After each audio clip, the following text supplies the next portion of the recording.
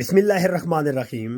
میں ہوں محمد مشتاق اور اب ہم بات کرنے جا رہے ہیں مینٹل سٹریس کی سیریز کی ویڈیو نمبر 5 پہ، اور وہ ہے رسک آف ہارٹ اٹیک۔ اب آپ سوچیں گے کہ مینٹل سٹریس کی وجہ سے ہارٹ اٹیک کا رسک کیسے بڑھ جاتا ہے، تو آئیے میں آپ کو بتاتا ہوں۔ جب مینٹل سٹریس پرولانگ ہو جاتا ہے، لمبے عرصے تک ہوتا ہے، تو سب سے پہلے جو ہے یہ ہارٹ بیٹ بڑھا دیتا ہے۔ ہارٹ بیٹ جب بڑھ جاتی ہے تو رسک آف ہارٹ اٹیک بڑھ جاتا ہے۔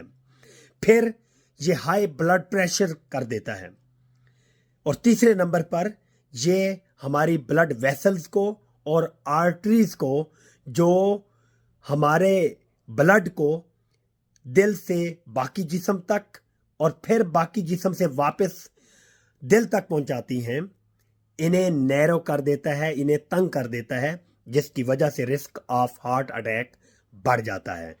تو جب مینٹل سٹریس میں ہم ہوتے ہیں تو ہم انہیلدی قسم کی ایکٹیویٹیز میں انوالو ہو جاتے ہیں، like smoking, over eating, lack of exercise. یہ بھی 3 وہ چیزیں ہیں جو رسک آف ہارٹ اٹیک میں اضافہ کر دیتی ہیں۔ تو آئیے اب ہم بات کرتے ہیں اس کے ٹریٹمنٹ کے اوپر۔ ٹریٹمنٹ کا جو پہلا میتھڈ یا پہلی ٹیکنیک ہے وہ ہے healthy life style. Healthy life style میں کیا کیا چیزیں آتی ہیں؟ ریگولر ایکسرسائز آتی ہے کہ ہمیں ریگولر بیسس پہ ایکسرسائزز کرنی ہیں جو ہمیں سلم اینڈ سمارٹ رکھیں، اور جس کی وجہ سے ہمارا risk of heart attack minimise ہوتا چلا جائے۔